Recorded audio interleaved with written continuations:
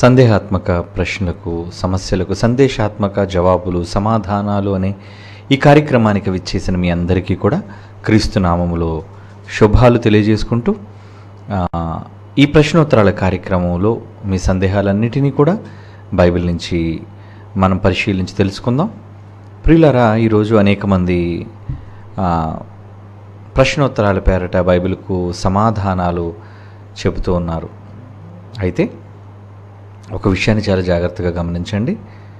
మీరు ఎవరి మాటలైనా వినండి, తప్పు లేదు. కానీ ఆ మాటలు బైబిల్ ప్రకారంగా ఉన్నాయో లేదో అన్నది తప్పనిసరిగా మీరు చూడాల్సిన అవసరత ఉంది. ఎందుకంటే ఎందరో ఈరోజు క్రైస్తవ్యాన్ని దారి మళ్లించేవాళ్ళు ఉన్నారు, తప్పుత్రోవను నడిపించేవాళ్ళు అనేక మంది ఉన్నారు. కనుక ఈ విషయంలో మీరంతా శ్రద్ధ తీసుకోవాలని దీని విషయమే ఒక చిన్న హెచ్చరిక మాట మీకు తెలియజేయాలనుకుంటున్నాను. అది 1 యోహాను పత్రిక. దయచేసి మీ బైబిల్ తెరిచి చూడండి ప్రియులారా. 1 యోహాను పత్రిక 4వ అధ్యాయము 1వ వచనాన్ని మనం చూడగలిగితే, 1 యోహాను పత్రిక 4వ అధ్యాయం 1వ వచనం అక్కడ ఏముంది చూడండి. ప్రియులారా, అనేకులైన అబద్ధ ప్రవక్తలు లోకములోనికి బయలు వెళ్ళి ఉన్నారు గనుక ప్రతి ఆత్మను మీరు నమ్మొద్దు. అందరినీ మీరు నమ్మితే ఎలా చెప్పండి? అందరూ కూడా బైబిలే చెబుతున్నారు కనుక అందరూ సందేహాలకు సరియైన సమాధానాలు, జవాబులు బైబిల్ నుంచి ఇస్తారు అనుకుంటే పొరపాటు. ఎందుకంటే చాలామంది వాక్యాన్ని వక్రీకరించే వాళ్ళు ఉన్నారు కనుకనే ఈరోజు క్రైస్తవ్యం మరి అన్యజనుల మధ్య నవ్వులు పాలవుతుంది. డినామినేషన్ల పేరిట, అలాగే బోధనల పేరిట ఈరోజు ఎందరో మనల్ని అవమానిస్తున్నారు. కనుక ఇక్కడ దేవుడు హెచ్చరిక చేస్తున్నాడు పరిశుద్ధాత్మ దేవుని ద్వారా. ఏమని? అనేకులైన బైబిల్లో లేనిది, బైబిల్లో దేవుడు చెప్పనిది ప్రవచించే ప్రవక్తలు, వాక్యోపదేశకులు లోకములో బయలు వెళ్ళారు. వాళ్ళంతా దయ్యపు సంబంధులు. కనుక ప్రశ్నోత్తరాల కార్యక్రమం ద్వారా జవాబు చెప్పే వాళ్ళందరూ కూడా సత్యాన్ని చెబుతున్నారు అనే ఒక అపోహలో మాత్రం ఉండకండి. అది వ్యూవర్స్ను బట్టో, లేదంటే వాళ్ళకున్న ప్రజా సంఖ్యను బట్టో, లేదా వాళ్ళకున్న ప్రజల మధ్య ఉన్న పేరు ప్రఖ్యాతులను బట్టో ఇలా మీరు నమ్మి మోసపోకూడదని నేను ప్రేమతో హెచ్చరిక చేస్తున్నాను. ఎందుకంటే ఆయా ఆత్మ దైవ సంబంధమైనదో కాదో పరీక్షించండి. ప్రతివారు బైబిల్ నేర్చుకొనని వాళ్ళు కూడా, బైబిల్లో ఓనమహాలు రాని వాళ్ళు కూడా, బైబిల్ పైన సరి అయిన పట్టు లేని సాధించిన వాళ్ళు కూడా జవాబులు చెబుతుంటారు. కానీ ఆ జవాబులన్నీ కూడా అంగీకారమైనవా, బైబిల్ అంగీకరించేవా కావా అన్నది మీరు చాలా జాగ్రత్తగా పరిశీలించుకోండి. Okay, God bless you. ఇప్పుడు మనం ప్రశ్నలోనికి వెళ్ళిపోదాం ప్రియులారా. మొదటి ప్రశ్నను తెర మీద చూద్దాం. మొదటి ప్రశ్న. అన్నయ్య గారు వందనాలు. పేరు తిమోతిరాజు, క్రైస్ట్ చర్చ్ రేలంగి, వయసు 42 సంవత్సరాలు. క్రీస్తు రెండవ రాకడ లేక క్రీస్తు రాకడ అనాలా? ఎందుకంటే క్రీస్తు మొదటి రాకడ ఆయన జననం అయితే, క్రీస్తు మరణించి తిరిగి లేచి పరలోకం వెళ్ళారు. తిరిగి మన అందరి కోసం అందరిని తీసుకుని వెళ్ళుటకు మరలా వస్తారు. కాబట్టి అందరూ క్రీస్తు రెండవ రాకడ అని అంటారు. యోహాను సువార్త 20వ అధ్యాయం 17లో పరలోకం వెళ్ళి మరలా వచ్చినట్లు ఉన్నది. దీనిని బట్టి క్రీస్తు రెండవ రాకడ అనాలా లేదా క్రీస్తు రాకడ అనాలా? తెలియజేయగలరా అన్నయ్య గారు? వందనాలు. ఓకే నాన్న తిమోతిరాజు, నీవు అడిగిన ప్రశ్నను బట్టి యేసుక్రీస్తు వారి రాకడను ఉద్దేశించి మొదటి రాకడ భూమి మీద జన్మించటం అయితే రెండవ రాకడ అని ఆయనది అనొచ్చా? ఎందుకంటే చాలాసార్లు ఆయన వెళ్ళొచ్చారు. యోహాను సువార్త 20వ అధ్యాయం 17వ వచనంలో నేను తండ్రి యొద్దకు ఎక్కిపోవలసి ఉన్నది అన్న సందర్భంలోని మాట. నేను వెళుతున్నాను అని వెళ్ళారు, ఆయన వచ్చేశారు, మరలా వెళ్ళారు, మరలా వచ్చారు, 40 దినాలు వాళ్ళ మధ్య ఉన్నారు. కనుక వెళ్ళి రావడాన్ని బట్టి ఇది ఎన్నో రాకడగా గుర్తించాలి అనే సందేహంలో ఉన్నారు. అయితే రెండో రాకడని పిలవాలా అన్నది. ప్రియులారా, బైబిల్లో ఒక మాట ఉంది, ఒక మాట మీకు చూపించాలి అనుకుంటున్నాను. దయచేసి హెబ్రీయులకు రాసిన పత్రిక 9వ అధ్యాయము 28వ వచనాన్ని చూడండి ప్రియులారా. హెబ్రీ పత్రిక 9వ అధ్యాయం 28వ వచనం అక్కడ ఏమంటున్నాడు చూడండి. హెబ్రీ పత్రిక 9వ అధ్యాయము 28వ వచనం. అలాగుననే క్రీస్తు కూడా అనేకుల పాపములను భరించుటకు ఒక్కసారే అర్పింపబడి తన కొరకు కనిపెట్టుకుని ఉండువారి రక్షణ నిమిత్తము ఇక్కడ అంటున్నాడు చూడండి, పాపము లేకుండా రెండవసారి ప్రత్యక్షమగును అంటున్నాడు చూడండి. రెండవసారి రెండు అనే పదప్రయోగం ఎందుకు చేస్తున్నారు? రెండవసారి అని ఎందుకు అనాలి? ఆలోచించారా? రెండవసారి అంటే ఒక రాకడకు లేదంటే ఒక రాకకు ఒక ప్రధానమైన కారణం మొదటి రాక జన్మ. అలాగని అంతకు మునుపు యేసుక్రీస్తు వారు భూమి మీదకి రాలేదు అనుకుంటే పొరపాటు సుమా.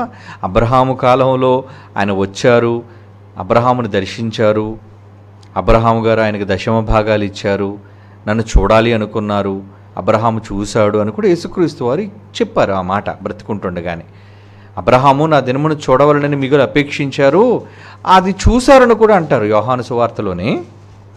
ఒక్కసారి మనం చూడగలిగితే చూద్దాం ఒకసారి 8వ అధ్యాయము 56వ వచనంలో ఏమంటున్నారు చూడండి. యోహాను సువార్త 8వ అధ్యాయము 56వ వచనంలో ఇది యేసుక్రీస్తు వారు పుట్టక ముందు సుమా.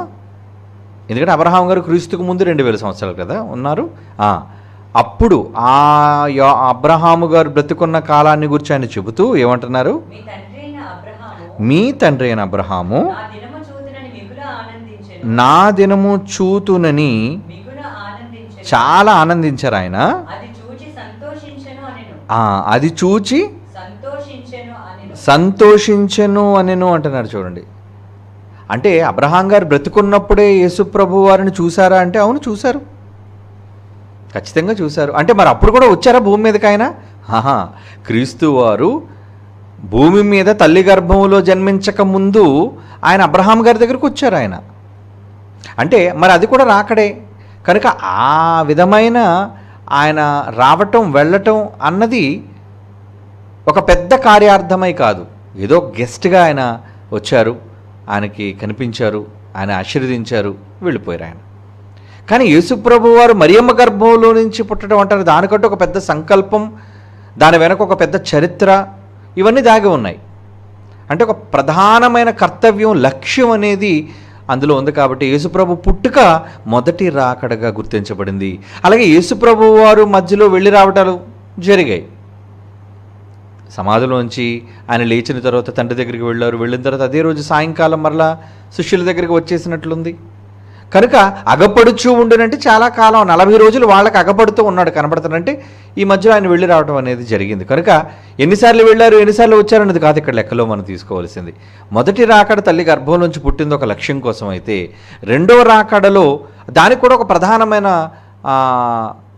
ముఖ్యోద్దేశం ఉంది దానికి. అంటే ఏంటి ఆ ఉద్దేశం? ఆయన రాకడకు మనందరినీ తీసుకుని వెళ్ళటం, లేదా ఈ ప్రపంచాన్ని ముగించటం.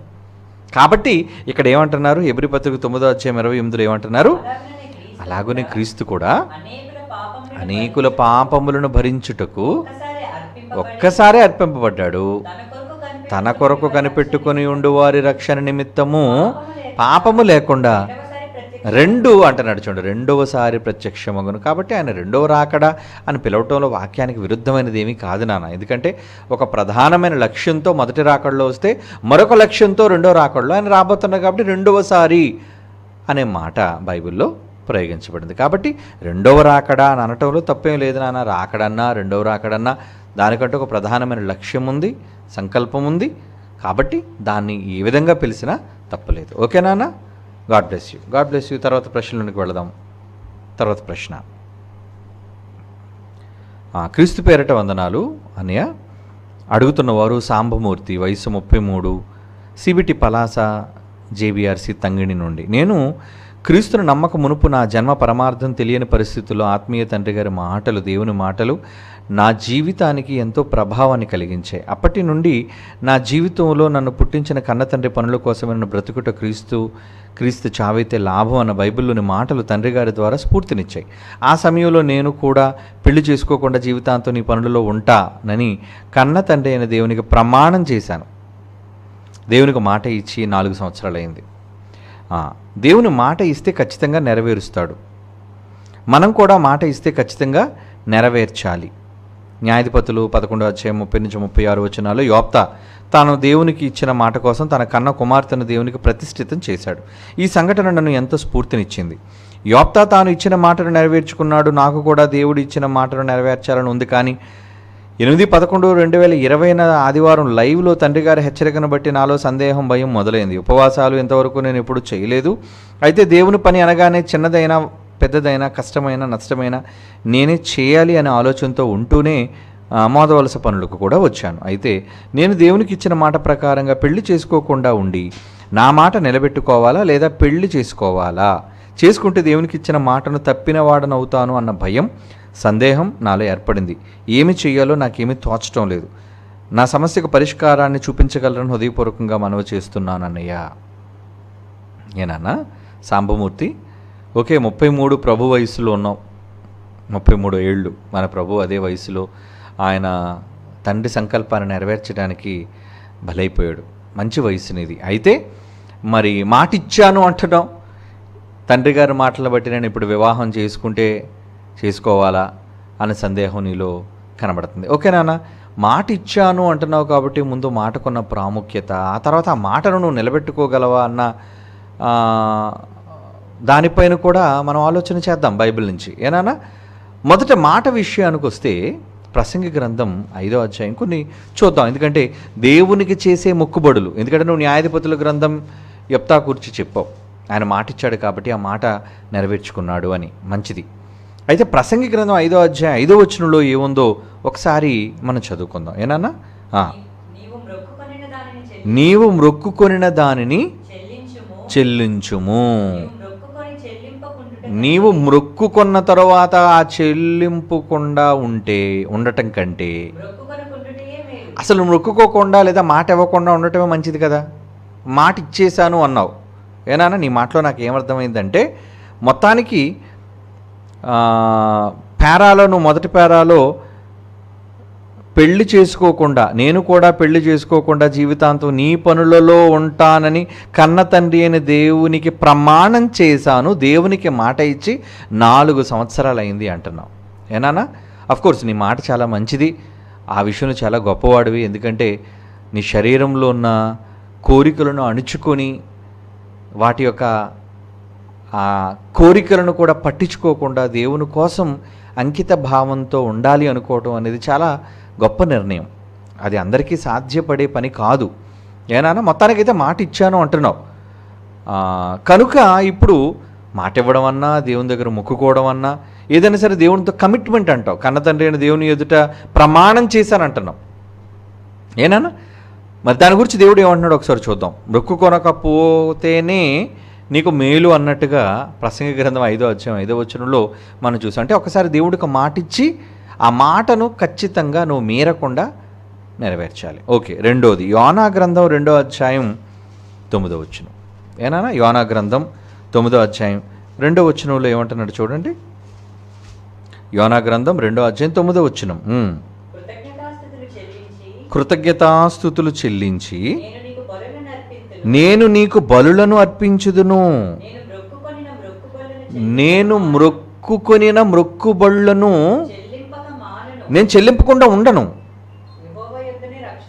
యెహోవా యొద్దనే రక్షణ దొరుకును. అంటే ఇక్కడ మొక్కుబడుల కోసం చెప్తున్నాడు మరలా. అంటే దేవుని దగ్గర మొక్కుకోవటం, మాట ఇవ్వటం, చేస్తాను అని చెప్పడమే మొక్కుకోవటం, అదే మొక్కుబడి అంటారు. ఏనానా, అలాగే కీర్తనల గ్రంథం 116వ కీర్తనలోని 14వ వచనాన్ని కూడా చూద్దాం. ఏనానా, కీర్తనల గ్రంథం బైబిల్ తెరిచి చూడండి. కీర్తనల గ్రంథం 116వ కీర్తనలోని 14వ వచనం. అక్కడేమంటున్నారు? యెహోవాకు నా మొక్కుబడులు చెల్లించెదను, ఆయన ప్రజలందరి ఎదుట నేను చెల్లిస్తాను అంటున్నాడు.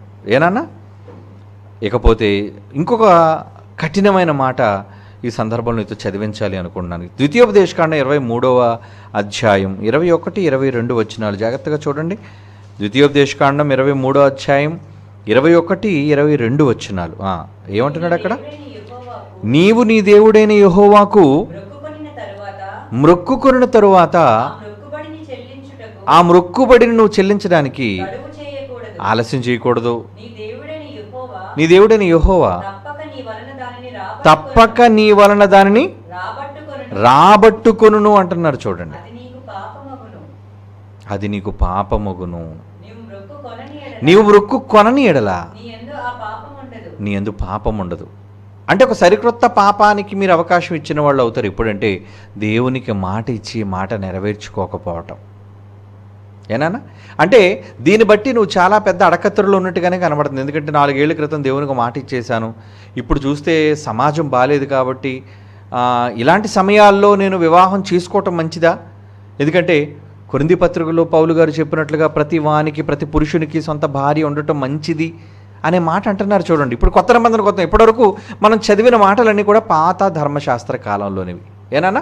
క్రీస్తుకు ముందటి మాటలు. క్రొత్త నిబంధనకు వచ్చేసరికి వివాహం విషయమై పౌలు గారు ఏమంటున్నారు? మొదటి పత్రికలో, కొరింథీలకు రాస్తున్న మొదటి పత్రికలో 7వ అధ్యాయంలో 2వ వచనంలో ఏమంటున్నారు చూడండి. అసలు స్త్రీని ముట్టకుండా ఉండటం పురుషునికి మేలనే మొదలుపెట్టాడు ఆ అధ్యాయం. ఏనా? స్త్రీని ముట్టకుండుట చాలా మేలు.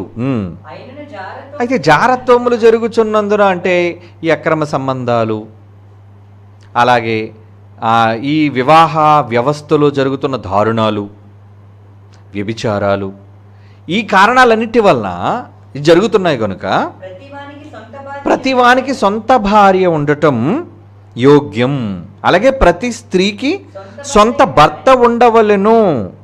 భార్య భర్తకును, భర్త భార్యకును వారి వారి ధర్మములు నడుపవలెను అంటున్నారు. చూడండి, అంటే ఇక్కడ ప్రతివానికి సొంత భార్య ఉండటం మంచిది, క్షేమకరం, శ్రేయస్కరం. అంటే సమాజం, ఈరోజున్న మీడియా, ఈరోజున్న సోషల్ టెక్నాలజీ ఆలోచించండి. అంటే సులువుగా మనిషిని చిక్కులు పెట్టడానికి కావచ్చు, లేదా సులువుగా మనిషిని ఇబ్బంది పెట్టడానికి కావచ్చు, మిమ్మల్ని దేవుని నుంచి తప్పించడానికి కావచ్చు, అది బాగా దోహదపడుతుంది. కనుక ఇలాంటి సందర్భాల్లో ఇచ్చిన మాట ప్రకారంగా మీరు వివాహం చేసుకోకుండా ఉండటం మంచిదా, లేదంటే పౌలు గారు చెప్పినట్లుగా మరి ఒకవేళ వివాహం చేసుకోవటం మంచిదా? ఇక్కడ క్రొత్త నిబంధనలో ఒక చక్కని వెసులుబాటు అనేది ఇచ్చాడు. అది వివాహం మనసు నిలుపుకోలేకపోతే ఏం చేయొచ్చో అన్నది ఒక మాట 4వ వచనం చూద్దాం ఒకసారి. 4వ వచనం అంటే దేవుడు అనుకున్న మాట విషయంలో ఎలాంటి వెసులుబాటు భార్యాభర్తల విషయంలో ఇచ్చాడు అనేది మనం చాలా జాగ్రత్తగా చూడాలి. 4వ వచనం, భర్తకే కానీ భార్యకు తన దేహం పైన అధికారం లేదు, అలాగునే భార్యకే కానీ భర్తకు కూడా తన దేహం పైన అధికారం లేదు. నా నిమిత్తమై, నాతో మాట్లాడడం కోసం, ఏంటి దేవునితో మాట్లాడడం కోసం. ప్రార్థన అంటే అదే కదండి. నా నిమిత్తమై మీకు సావకాశం కలుగునట్లు కొంతకాలము కలవకుండా, ఒకరినొకరు శారీరకంగా కలవకుండా, ఉభయుల సమ్మతి చొప్పున, అందులో భార్య ఒప్పుకోవాలి, భర్త ఒప్పుకోవాలి, వీళ్ళిద్దరూ అంగీకారం మేరకు ఒకరినొకరు ఎడబాయకుడి అంటున్నాడు. చూడండి, అంటే నా కోసం మీరిద్దరు ఒక కమిట్మెంట్కి వచ్చి మీరు దూరంగా ఉండండి ఏనా ఇచ్చాడు. తర్వాత ఏమంటున్నారు ఆయన? ఇక్కడ ఒక సానుకూలత చూపిస్తున్నాడు ఆయన. మీరు అడిగింది నా కోసమే, ప్రార్థన కోసమే, లేదంటే నాతో మాట్లాడడం కోసమే మీరిద్దరూ కూడా దూరంగా ఉన్నారు. అయితే మీరు మనస్సు నిలుపులేకపోయినప్పుడు, అంటే మధ్యలో ఒకవేళ ఎక్కడైనా మీరు దెబ్బతింటారేమో కాబట్టి సాతాను మిమ్మల్ని శోధించే అవకాశం ఉంది. అంటే ఈ మాటనో లేదంటే ఈ పరిస్థితినో అదునుగా తీసుకుని అపవాది మిమ్మల్ని దేవుడి నుంచి దూరం చేసే అవకాశం ఉంది. కనుక ఆయన ఏమంటున్నారు చూడండి, తిరిగి కలుసుకొనుడి. అంటే ప్రార్థన ఆపేసి కలుసుకోమంటున్నాడు ఏంటండి? ప్రార్థన ఆపేసి భార్యాభర్తలు ఇరువురిని కలుసుకోమంటున్నాడు. అంటే ఇక్కడ ప్రార్థన, తనతో మాట్లాడే పరిస్థితి కన్నా, నాన్న మీరిద్దరు నా పిల్లలే కదా, ముందు మీరు వెళ్ళండి, మీరిద్దరు సంతోషంగా ఉండండి, నేను తండ్రిని కదా, నేను ఓపిక పడతానులే, మరలా మీరు వచ్చినంత వరకు నేను ఉంటాను అంటే ఎంత మంచోడో చూడండి తండ్రి. అంటే అక్కడ వాళ్ళిద్దరి దాంపత్యం కోసం, లేదంటే వాళ్ళిద్దరి ఏమంటారు దాన్ని, సాన్నిహిత్యం కోసం దేవుడు కూడా వెయిట్ చేస్తానంటున్నాడు. లేదంటే ముందు మీరు వెళ్ళండి, కలవండి, ప్రార్థన ఆపేయండి, అంతే కదా. మీరు మనస్సు నిలుపులేకపోయినప్పుడు సాతాను మిమ్మల్ని శోధించే అవకాశం ఉంది కనుక తిరిగి కలుసుకొనుడి. ఏనానా, ఇది నా హితోపదేశమే కానీ మనుష్యులందరూ నా వలె ఉండవలనని కోరుచున్నాను. ఇప్పుడు నాన్న నువ్వు అడిగినట్లుగా సాంబమూర్తి, నువ్వు పౌలు గారు లాంటి నిర్ణయం తీసుకున్నావు, వండర్ఫుల్. నిజంగా వివాహాన్ని కోరుకునే వాళ్ళ కంటే నాన్న, వివాహాన్ని కోరుకోకుండా నేను ఒంటరిగా ఉంటాను అనే నిర్ణయం నిజంగా హ్యాట్స్ ఆఫ్, అది అభినందనీయం. మరి మేమంతా వివాహాలు చేసుకున్నాం అంటే అంత గొప్ప నిర్ణయం మేము తీసుకోలేకపోయాం. అంటే దేవుని కోసం మమ్మను మేము ఈరోజు వివాహంలో భార్యను కోరుకున్నాము అంటే దాని అర్థం ఏంటి? పౌలంతటి మహానుభావులు మేము కాలేకపోయాం, వివాహం చేసుకున్నాం మేము. అంటే ఇక్కడ దేవుడే వివాహ వ్యవస్థలో భార్య విషయంలో, భర్త విషయంలో మీరిద్దరూ కలవటం నేను కోరుకుంటున్నాను. ముందు నా పనినైనా సరే, నాతో ప్రార్థించడమైనా సరే మీరు ఆపేసి మానివేసి ముందు మీరు వెళ్ళి కలుసుకొనుడి అనే అవకాశాన్ని ఇచ్చాడు. అంటే వాళ్ళిద్దరి మధ్య ఉన్న సాన్నిహిత్యానికి దేవుడు ఎంత ప్రాముఖ్యత ఇస్తున్నాడో చూడండి. అంటే మీరు వివాహం చేసుకోకుండా ఉండటం అనేది చాలా శ్రేయస్కరమే, నా వలే ఉండుట మేలనే నేను అనుకుంటున్నాను. ఇది నా హితోపదేశం అంటున్నాడు. మరలా ఇది ఆజ్ఞ కాదు, పెళ్లి చేసుకోకుండా ఉండాలి అన్నది ఆజ్ఞ అయితే ఏమీ కాదు. కానీ ఏనానా, మనుష్యులందరూ నా వలే ఉండవాలని కోరుచున్నాను. కాబట్టి మీరు పెళ్లి చేసుకుంటేనే మంచిది, లేదా నాలా ఉంటారా మంచిది. అయితే ఇప్పుడు మాట ఇచ్చిన తరువాత నిజంగా మీరు ఎంతవరకు నిజంగా యోగ్యంగా ఉన్నారు అది మరి మా ఎవరికి తెలియదు నాన్న. నువ్వు 4 ఏళ్ళు అయింది మాట ఇచ్చి, ఈ 4 ఏళ్లలో ఓకే శరీర సంబంధంగా నువ్వెవరిని కలవకపోవచ్చు, దూరంగానే ఉండొచ్చు. అయితే మానసికంగా ఒకవేళ నీ మనసును నిలుపుకోగలిగావా? అది మరి దానికి జవాబు నా దగ్గర లేదు. ఎందుకంటే అది నీ వ్యక్తిగత సంబంధమైనది. నువ్వు నిలబడ్డావా లేదా దేవుని కోసం అనేది మరి నీకే తెలియాలి. ఎందుకంటే నాన్న, వ్యక్తిగతంగా శరీర ప్రకారంగా ఎవరో ఒక ఆమెను కూడినప్పుడు, ఆమె దగ్గరికి వెళ్ళినప్పుడు, ఆమెతో సైనించినప్పుడే వ్యభిచారం జరుగుతున్నదా అన్న ధర్మశాస్త్రంలో లేవు మనం ఇప్పుడు, మర్చిపోకు. పాత ధర్మశాస్త్ర కాలంలో ఒక స్త్రీని నువ్వు వెళ్ళి కూడితేనే అది వ్యభిచారం, లేదా ఒక పెళ్లి కాని అవివాహిత దగ్గరకో లేదంటే ఒక కన్య దగ్గరకో నువ్వు వెళ్ళి కూడితే అది జారత్వం, ఇలా పలు రకాలుగా దాన్ని పిలవచ్చు ఆ కాలంలో. కానీ ఇప్పుడు జారత్వం కానీ వ్యభిచారం కానీ ఇవన్నీ ఫిజికల్గా జరిగినంత వరకు జరిగితేనే నువ్వు పాపిగా గుర్తించే చట్టం ధర్మశాస్త్రంలో ఈరోజు మనం లేము. మరి ఎందులో ఉన్నావు? అసలు నీ మనస్సులో ఆలోచిస్తేనే నువ్వు కమిట్ అయిపోయావు అని బైబిల్ నిర్ధారించేసింది. ఆలోచించండి, అవునా కాదా? ఒకసారి యేసుప్రభు అన్న మాట చూద్దాం. ఎందుకంటే నువ్వు అడిగింది నాన్న చాలా సున్నితమైనది, నీ మనస్సుకు సంబంధించింది, అలాగే సమాజానికి సంబంధించింది.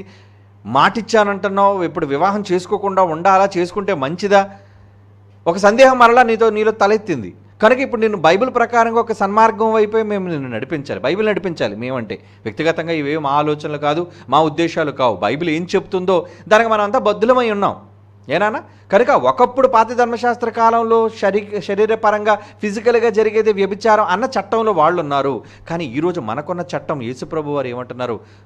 నువ్వు చాలాసార్లు చదివే ఉంటావు నాన్న, ఒకసారి చూడండి. ఈ సందర్భంలో మరొకసారి ఆ మాటని జ్ఞాపకం చేసుకుందాం. మత్తయి సువార్త 5వ అధ్యాయము 27-28 వచనాలు దయచేసి చూడండి. వ్యభిచారము చేయవద్దు అని ధర్మశాస్త్రంలో చెప్పబడిన మాట మీరు విన్నారు కదా. నేను మీతో చెప్తుంది ఏంటంటే, ఒక స్త్రీని మోహపు చూపుతో చూచు ప్రతివాడు అప్పుడే తన హృదయమందు ఆమెతో వ్యభిచారం చేసిన వాడుగును. ఏనానా? అంటే చట్టం మారిపోయింది. అక్కడికి వచ్చేసరికి నువ్వు ఒక స్త్రీని మోహపు చూపుతో చూస్తే చాలు, అయిపోయింది. ఈ అమ్మాయి చాలా బాగుంది అని ఏది నువ్వు చెడ్డగా ఏ స్త్రీని గూర్చి నువ్వు ఊహించుకున్నా నువ్వు నేరస్తుడు అయిపోయినట్టే. వివాహం చేసుకోకుండా ఉన్నావు నువ్వు, సమాజంలో నువ్వు ఒక ఏమన్నా బ్యాచిలర్ అంటే అవివాహితుడు, వివాహము లేకుండా జీవిస్తున్నవాడవు. కానీ వివాహాన్ని అయితే కోరుకోలేదు, కానీ నీ మనస్సు ఇప్పటి వరకు ఏమాత్రము తప్పటడుగులు వేయకుండా ఉన్నదా? అది నువ్వు ఆలోచించాలి. ఎందుకంటే ప్రతి మనిషి సహజ ఎగ్జాంపుల్ చెప్తాను, చాలాసార్లు నేను రిపీట్ చేశాను, ఇప్పుడు కూడా ఈ సందర్భంలో చెప్పాలనుకుంటున్నాను. నరహత్య కోసం ఒక వ్యక్తిని వ్యక్తిగతంగా నువ్వు కత్తితో పొడిస్తే, మర్డర్ చేస్తేనే ఏమంటే నరహత్య చేస్తే నరహంతకుడు అని మనం అంటాం. కానీ బైబిల్ ఎప్పుడు నరహంతకుడుగా జడ్జి చేసిందో అన్నది ఒకసారి నువ్వు బైబిల్ విప్పి చూడాలి. ఏనానా చూడు ఒకసారి. 1 యోహాను పత్రిక 3వ అధ్యాయం 15వ వచనం. 1 యోహాను పత్రిక 3వ అధ్యాయం 15వ వచనం ఏమంటున్నాడు? తన సహోదరుని ద్వేషించువాడు, ఎవరినైతే నువ్వు ద్వేషిస్తున్నావో అతడు నరహంతకుడు.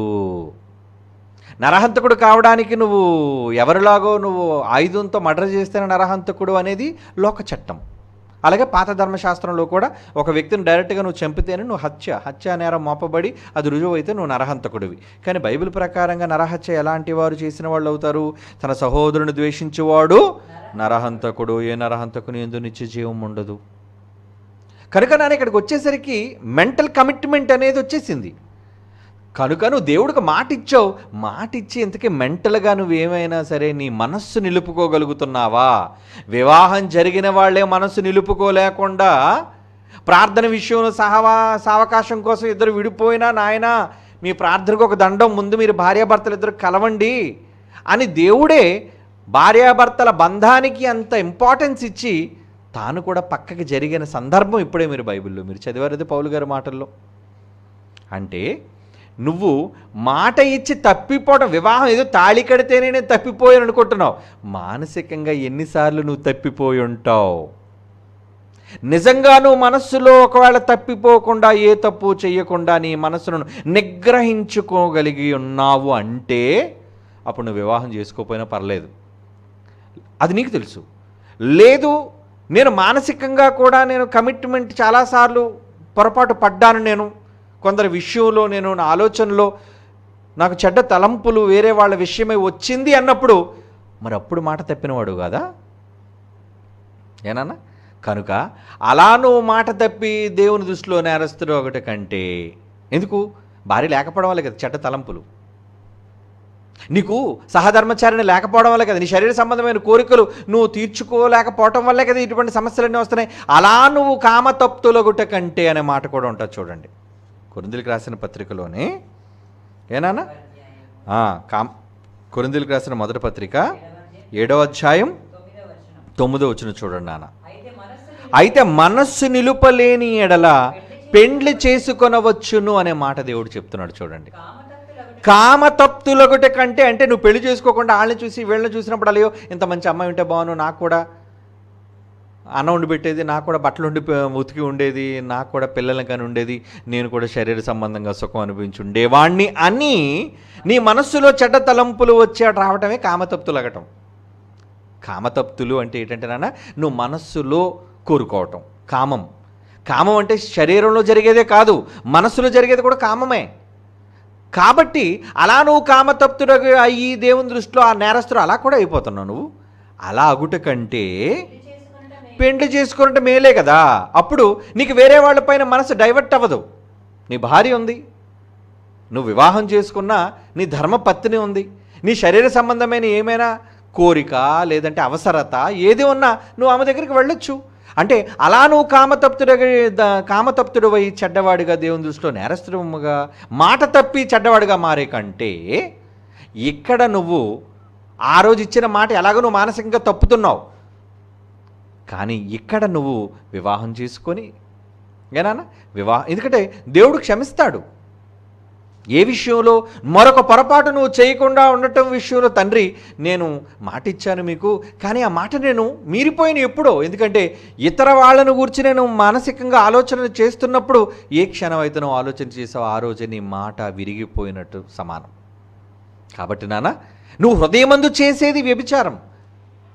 అలా నువ్వు హృదయమందు వ్యభిచారిగా మారే కంటే శారీరకంగా చక్కగా ఒక ధర్మపత్నిని, ఒక నమ్మకమైన మంచి సేవకురాల్ని, దేవుని భక్తి కలిగిన అమ్మాయిని నువ్వు చూసి వివాహం చేసుకోవటం మేలు. పౌలు గారు అంటున్నారు, ఇది నూతన చట్టంలో చెబుతున్న మాట ఏనానా? కనుక ఎన్నో సందర్భాల్లో మనం పొరపాట్లుగా లేదంటే తప్పిదాలలో పడిపోతూ ఉంటాం. అలాంటి తప్పిదాలలో నువ్వు జారి పడిపోకుండా ఉండాలి అంటే, ఎందుకంటే శరీరం బలహీనమైనది కదా. ఏనానా? ఆత్మ సిద్ధమే, కానీ ఫిజికల్ బాడీ ఎప్పుడు కూడా నేను వెనక్కి లాగుతూ ఉంటుంది, దేవునిలో నుంచి నిన్ను బయటికి నెట్టేయడానికే చూస్తుంటుంది. అపవాది దాన్ని అవకాశంగా సాధనంగా మలుచుకుంటుంది. కాబట్టి నువ్వు చాలా జాగ్రత్తగా నీకున్న మానసిక స్థితిని బట్టి నువ్వు జాగ్రత్తగా ఆలోచించాలి. అంటే నేను నిజంగా మాట ఇచ్చానంటే ఆ రోజు నుంచి నేను మానసికంగా కూడా ఏ ఒక్కరి పట్ల తప్పుడు చూపుతో నేను చూడలేదు, నన్ను నేను నిగ్రహించుకుంటూ నేను నిగ్రహించుకుని ఉన్నాను అంటే ఓకే, యూ కెన్ కంటిన్యూ, నువ్వు అలాగే ఉండిపో జీవితాంతం. లేదు నువ్వు తప్పులో కాలు వేశాను అని నువ్వు అనుకుంటావు, ఎందుకంటే అది మాకు తెలియదు నీ మనస్సులో ఏమి యోచించావు. అలా నువ్వు తప్పుల మీద తప్పులు చేయటం కంటే దేవుడు చెప్పినట్లుగా నువ్వు వివాహం చేసుకుని సంతోషించటం మంచిది. ఓకేనా? కనుక అలాగైనా ఇలాగైనా నువ్వు దేవుని దృష్టిలో నేరస్తుడు కాకూడదు, దేవుని దృష్టిలో గొప్పవాడిగా ఉండాలని కోరుకుంటున్నాను. ఓకే నాన్న సాంబశివరావు, గాడ్ బ్లెస్ యూ నాన్న. తర్వాత ప్రశ్నలోనికి వెళ్ళిపోదాం. వందనాలు అన్నయ్య, నా పేరు ప్రభుదాస్. ఏమండి, వయస్సు 20, అనంతపురం నుంచి ప్రశ్నిస్తున్నారు. ఏంటి? యెషయా గ్రంథం 14వ అధ్యాయం 9, 10 వచనాలలో భూమిలో పుట్టిన సమస్త నరులను, జనములు, రాజులందరినీ వారి సింహాసనముల మీద నుండి లేపుచున్నది అంటే అక్కడ కూడా సింహాసనాలు ఉంటాయా, అక్కడ కూడా మర్యాదలు ఉంటాయా అన్న తప్పుగా ఏమైనా మాట్లాడితే క్షమించగలరు. ఆ మాటకి అర్థం ఏంటో చెబుతారని ఆశిస్తున్నాను అన్న. ఓకే నాన్న. యెషయా గ్రంథం 5వ అధ్యాయం 14వ అధ్యాయం 9, 10 వచనాలు కదా, ఒకసారి చదువుదాం. ఆ ప్రశ్న అంటే ఆ మాటను నువ్వు ఎలా అర్థం చేసుకున్నావు, లేదంటే ఎలా అపార్థం చేసుకున్నావు అన్నది ఇప్పుడు మనం ఆలోచిద్దాం. ఏనా? రైట్. నీవు ప్రవేశించుచుండగానే నిన్ను ఎదుర్కొనుటకై క్రిందినున్న పాతాళము నీ విషయమై కలవరపడుతుంది, నిన్ను చూచి ప్రేతలను రేపుతుంది, భూమిలో పుట్టిన సమస్త శూరులను, జనములను, రాజులను అందరినీ వారి వారి సింహాసనముల మీద నుంచి లేపుచున్నది. వారందరూ నిన్ను చూచి నీవును మావలే బలహీనుడు వైతివా, నీవును మా బోటి వాడవైతివా. ఏనా? కనుక ఈ మాటను బట్టి ప్రభుదాస్ ఏమనుకుంటారంటే, పాతాళలోకి వెళ్ళిన తర్వాత కూడా వీళ్ళు సింహాసనాల మీద ఉంటారా రాజులని? బలహీనుడు అయితివా అంటే నాన్న, వాళ్ళు శిక్షలోనికి వెళ్ళిపోతున్నారు. భూమి మీద ఉన్న చట్టాలే, ఉదాహరణ మీకు అర్థం అవడానికి చెప్తాను. ఏనా? మేబీ ఒక ఎమ్మెల్యే లేదా ఒక ఎంపీ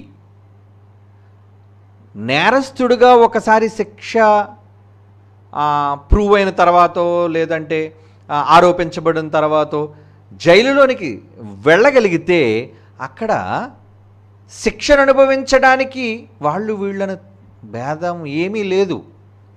అందరూ శిక్షార్హులే, అందరూ నేరస్తులే. నిజంగా ఒకళ్ళు ప్రూవ్ అయిన తర్వాత, శిక్ష ప్రూవ్ అయిన తర్వాత వాళ్ళకి శిక్ష విధించబడుతుంది. అయితే ఇప్పుడు పరదేశంలోనే ఉన్నవాళ్ళు అయితే వాళ్ళంతా నెమ్మది పొందుచున్నారు, వాళ్ళంతా సర్టిఫై చేయబడిన వాళ్ళు ఏ విషయంలో తమ నమ్మకాన్ని కాపాడుకున్నారు కాబట్టి వాళ్ళకి సర్టిఫికెట్ వచ్చేసింది, వాళ్ళు నెమ్మది పొందే చోటుకి వెళ్ళిపోయారు. ఇక పాతాళంలో ధనవంతుడున్న నరకంలో ఉన్న చోటుకి వెళ్ళిన వాళ్ళందరూ ఏంటనమాట, ఆల్రెడీ వాళ్ళు శిక్షల్లోనికి వెళ్ళిపోయిన వాళ్ళు. అయితే శిక్షల్లో కూడా ఏమంటారు దాన్ని, స్థాయిలు ఉంటాయి అన్నది గతంలో మీరు చాలాసార్లు విన్నారు, నేను కూడా ప్రశ్నోత్తరాల సమయంలో చెప్పాను. ఎందుకంటే శిక్షల్లో కూడా వంతులు చొప్పున ఉంటుంది. నువ్వు చేసిన దానికి తక్కువ శిక్ష, ఎక్కువ దానికి ఎక్కువ శిక్ష, మొత్తానికి అందరూ శిక్షను అనుభవిస్తుంటారు. అయితే నరకంలో ఎలాగైతే స్థాయిలు ఉన్నాయో ఆ స్థాయిలో భూమి మీద రాజుగా పుట్టినవాడు కాబట్టి అక్కడ సింహాసనం వేసి కూర్చోబెట్టి వాడికి శిక్ష విధిస్తారనుకున్నారా? కాదు నాన్న. అంటే ఇక్కడ మాటను మనం అపార్థం చేసుకోకూడదు. అంటే శిక్షలోనికి వెళ్ళిన వాడు భూమి మీద రాజు అయితే ఎవడికి కావాలి? ఆల్రెడీ వస్తున్నవాడు గూర్చి ఒక మాట మాట్లాడుతూ అదే సందర్భంలో మనం చదివితే, భూమిని అడవిగా చేసినవాడు, భూమిని గడగడలాడించినవాడు, భూమిని కంపింపజేసినవాడు వీడేనా? వీడు కూడా ఎంత బలహీనుడైపోయాడు ఏంటి అనేది యెషయా గ్రంథం 14వ అధ్యాయంలో 16వ వచనంలో ఉంటుంది. నిన్ను చూచేవారందరూ ఏమంటారు? అయ్యో, భూమిని పెద్దగా కంపింపచేసిన వాడు వీడేనా? రాజ్యాలను సైతం వణికించిన వాడు వీడేనా? కనుక ఈ సందర్భం అంతా మనం చదవగలిగితే మనకు అర్థమయ్యేది ఏంటంటే, భూమి మీద నువ్వు ఎంత తీవ్రవాదిగా ఉన్నా, లేదంటే కంపించేవాడుగా ఉన్నా, భయపెట్టేవాడుగా ఉన్నా, ఎక్కడికి వెళ్ళేసరిగా ప్రతి వాడు బలహీనుడు కావలసినదే, ప్రతి వాడు శిక్షను అనుభవించవలసినదే వాడు చేసిన క్రియలను బట్టి. ఎక్కువ తప్పులు చేస్తే ఎక్కువ శిక్ష, తక్కువ తప్పులు చేస్తే తక్కువ శిక్ష. శిక్ష అయితే మాత్రం ఖచ్చితంగా అందరికీ ఉంటుంది నేరస్తులకి. కానీ వాడు చేసిన దాన్ని బట్టి, ఇప్పుడు జైల్లోకి వెళ్ళిన తర్వాత కూడా అండి, వాళ్ళు శిక్ష విధింపబడిన ఖైదీలు ఉంటారు. శిక్ష విధింపబడిన ఖైదీలు అంటే కోర్టు ద్వారా జడ్జిమెంట్ ఇచ్చి ఈ వీళ్ళకి యావజ్జీవ కారాగార శిక్ష అని ఉంటుంది, యావజ్జీవ కఠిన కారాగార శిక్ష అని కొంతమందికి ఉంటుంది. అంటే శిక్షల్లో కూడా కఠినంగా ట్రీట్ చేసేవాళ్ళు కొంతమంది ఉంటారు, సాధారణంగా ట్రీట్ చేసేవాళ్ళు కొంతమంది ఉంటారు.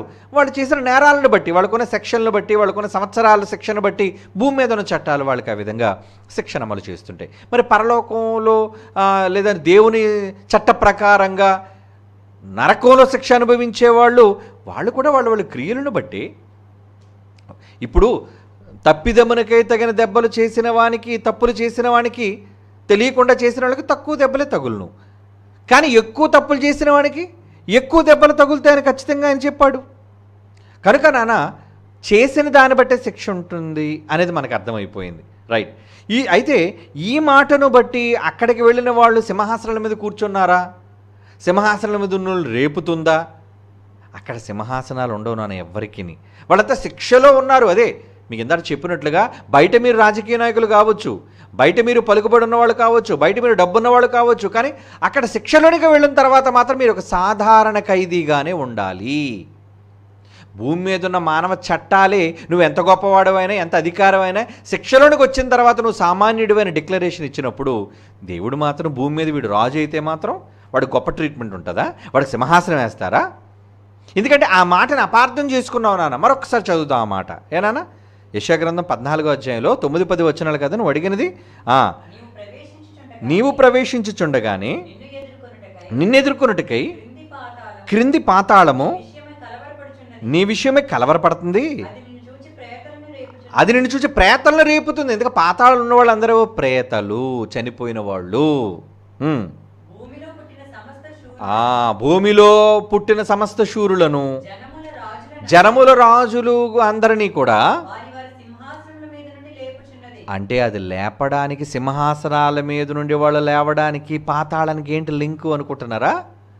ఈ మాట అక్కడికి వెళ్ళిన తర్వాత వీళ్ళు సింహాసనాల మీద ఉంటారు అనేది కాదు అక్కడ ఉద్దేశం. భూమి మీద సింహాసనాల మీద ఉన్న వాళ్ళను కూడా పాతాళం ప్రభావితం చేస్తుంది అన్నది నువ్వు తెలుసుకోవాలి. అది ఆ మాటలోని పరమార్థం. ఎందుకంటే నాన్న భావం తెలియాల.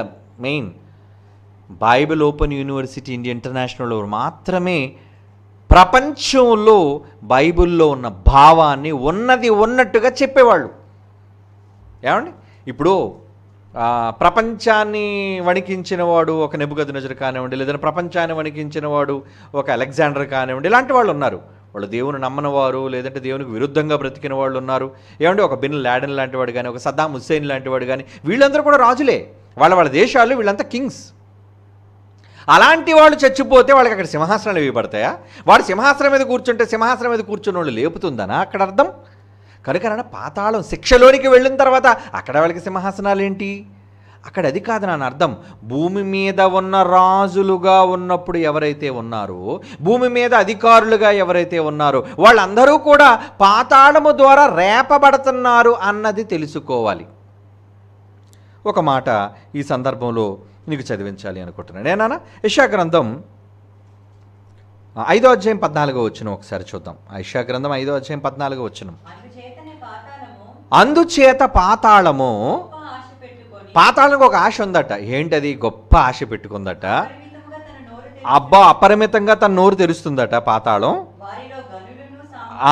వారిలో ఎవరెవరు పడిపోతారట? ఘనులు, సామాన్యులు, ఘోష చేయువారు, హర్షించువారు అందరూ పడిపోదురు. అంటే పాతాళంలోనికి పోయే వాళ్ళలో చాలా చాలా గొప్ప స్థాయి మొదలుకొని అల్పుల వరకు, చిన్న వాళ్ళ వరకు కూడా పాతాళంలోనికి వెళ్ళిపోతున్నారు అని చెప్పారు. ఇంతకీ పాతాళం నోరు తెరుచుకొని ఆశ పెట్టుకుందట. మరలా చదువున్నాను ఆ మాట. యెషయా గ్రంథం 5వ అధ్యాయం 14వ వచనం. పాతాళము గొప్ప ఆశ. దానికి ఎవరి మీద ఆశ? అందరి మీద, భూమి మీద ఉన్న రాజుల కోసం ఆశ, భూమి మీద ఉన్న గనుల కోసం ఆశ, భూమి మీద ఉన్న సామాన్యుల కోసం ఆశ. అంటే భూమి మీద ఉన్న ప్రతి మనిషిని అది ఆశిస్తుంది, ఆశపడుతుంది. దేనికోసం? తనలోనికి తెచ్చేసుకోవాలని, అపరిమితముగా తనను నోరు తెరుస్తుంది అని రూపకాలంకారంగా చెప్తున్నాడు. అంటే ఏదో పాతాళం అనేసరికి ఏదో ఒక జంతువు, అది పెద్ద నోరు ఉంటుందని కాదు అక్కడ ఉద్దేశం. అంటే పాతాళం యొక్క కోరిక, అంటే అపవాది యొక్క కోరిక ఏంటంటే పాతాళంలోనికి, నేను వెళ్ళే పాతాళంలోనికి భూమి మీద ఉన్న ప్రతివాడు రావాలి, గొప్పవాడు మొదలుకొని చిన్నవాడు వరకు అన్నది అక్కడ ఉద్దేశం. ఏమన్నా కాన్సెప్ట్, భావం. ఈ భావాన్ని బట్టి ఆ పాతాళానికి ఆశ ఉంది అని చెబుతున్నాడు. కాబట్టి వారిలో గొప్పవాళ్ళు, చిన్నవాళ్ళు అందరూ ఉన్నారు, అందులో రాజులు కూడా ఉన్నారు. ఈ రాజులు భూమి మీద ఉన్నారు కదా, సింహాసనాల మీద ఉన్నారు కదా, వాళ్ళని ఎలా ప్రభావితం చేస్తుంది అంటే పాతాళానికి భూమి మీదకి ఉన్న కనెక్షన్ ఏంటని మీరు అనుకుంటున్నారా? ఉందండి, కనెక్షన్ ఉంది. బైబిల్ చెప్పింది. యాకోబు పత్రిక ఒక మాట చూద్దాం. యాకోబు పత్రిక 3వ అధ్యాయము 6వ వచనం చూడండి నాన్న ఒకసారి. యాకోబు పత్రిక 3వ అధ్యాయము 6వ వచనం. అక్కడ ఏమంటున్నాడు? నాలుక అగ్ని అట. భూమి మీద మనిషి ఉన్నాడే, ఈ శరీరంలో ఒక నాలుక ఉంది. ఈ నాలుకట మన అవయవములో ఉంచబడిన పాప ప్రపంచమై మొత్తం శరీరం అంతటికి కూడా మాలిన్యాన్ని కలుగజేస్తూ ప్రకృతి చక్రమునకు చిచ్చు పెట్టును. ఇక్కడ జాగ్రత్త చూడండి. అది నరకము చేత చిచ్చు పెట్టబడును అంటున్నాడు. చూడండి, నరకం నుంచి చిచ్చు ఎక్కడికి వస్తుందట? భూమి మీద ఉన్న మనిషి, ఆ మనిషి నోట్లో ఉన్న నాలుకకు చిచ్చు వస్తుందటండి. అంటే మన నోట్లో ఉన్న నాలుకని పాతాళానికి కనెక్షన్ ఉందా? ఉంది. మరలా చదవండి ఆ మాట, మీకు అర్థమైందో లేదో. నాలుక అగ్ని, నాలుక మన అవయవంలో ఉంచబడిన పాప ప్రపంచం అంటది. సర్వ శరీరాన్ని పాడు చేసేది అదేనంట. మొత్తానికి ప్రకృతికి చిచ్చు పెడుతుందట అది. అది నరకము చేత, నరకం ఎక్కడుంది? పాతాళం. అంటే పాతాళము చేత చిచ్చు మనిషి శరీరంలో ఉన్న నాలుక మీదకి వస్తుంది. అంటే మనిషి నాలుక ద్వారా చేసే అనేక మాటలకు, వాడు చేసే అనేక క్రియలను బట్టు టోటల్గా ప్రపంచం అంతా కూడా వినాశనానికి సిద్ధంగా ఉంది. వాడు రాజైనా, వాడు సామాన్యుడైనా. అంటే రేపుతుంది. అంటే ఒక రాజు రేపబడుతున్నాడు అంటే ఎవరి చేత రేపబడుతున్నాడు? ఏమండి, ఇప్పుడు మాటికి చైనా వాడు ఉన్నాడండి. ఏమండి, చైనా జింగ్పింగ్ ఉన్నాడు. వాడు భారతదేశంతో కయ్యాన్ని కాలు దూవుతున్నాడండి. పాపం మన భారతీయులు చాలా సహనంతో ఉన్నారు. మన వాళ్ళు యుద్ధం చేయలేక కాదు, లేదంటే వాడు కౌంటర్ అటాక్ ఇవ్వలేక కాదు. యుద్ధం జరిగితే ప్రజలకు జన నష్టం, ధన నష్టం, చాలా ప్రమాదం అనే ఉద్దేశంతో, పెద్దరికంతో మన దేశం ఆలోచిస్తుంది. మన దేశం దగ్గర బలం లేదనో, లేదంటే మనం బలహీనులవనో కాదు. చైనా వాడిని తిప్పి కొట్టగలం మనం. ఏమండి, అయితే ఇంతకీ ఇప్పుడు చైనా మన మీదకి మాటికి కాలు దువ్వుతూ ఆ సరిహద్దు ప్రాంతాల్లో ఎంక్రోచ్మెంట్స్, అంటే మన దేశంలోని భూభాగాలను కాజేయడానికి అది రెచ్చగొట్టబడుతుంది. అంటే ఆ రెచ్చగొట్టం అనేది ఎవరి వల్ల జరుగుతుంది అనుకున్నారు? పాతాళం, చైనా అధ్యక్షుడని జింగ్పింగ్ నోట్లోనికి వచ్చి వాడిని రెచ్చగొడుతుందా? నువ్వు వెళ్ళు కయ్యానికి వెళ్ళు. అలాగే పాకిస్తాన్ మీదకి వెళ్ళి మన మీద కయ్యానికి కాలు దిగుతుంది.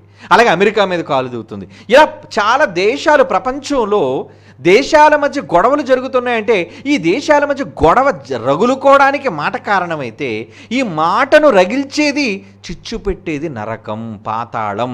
అంటే ఈరోజు సింహాసనాల మీద రాజులు లేపుతుంది. ఒరే జింగ్పింగ్ లేగరా, ఒరే నార్త్ కొరియా ప్రధాని వాడు ఉన్నాడు కదండి, వాడు నాయకుడు, వాడే రాజు. వాడిని ఏమంటుంది? రా నువ్వు పక్కన ఉన్న కొరియాతో యుద్ధం చేయి, సౌత్ కొరియాతో యుద్ధం చేయి. అమెరికాతో కయ్యానికి కాలు దివ్వాడండి వాడు. తెలుసు కదా, నార్త్ కొరియా ప్రధాని కిమ్ వాడి పేరు. అంటే వీళ్ళందరినీ కూడా ప్రేరేపిస్తుంది ఎవరు? పాతాళం. ఎందుకు ప్రేరేపిస్తుంది? ఈ వెధవలందరూ కయ్యానికి వస్తే, వీళ్ళందరూ యుద్ధం చేసుకుంటే, వీళ్ళందరూ చస్తే, ఈ చచ్చిన వాళ్ళందరూ నా దగ్గరికే కదా వస్తారు. అది దాని ఆశ. నీకు అర్థమైందా?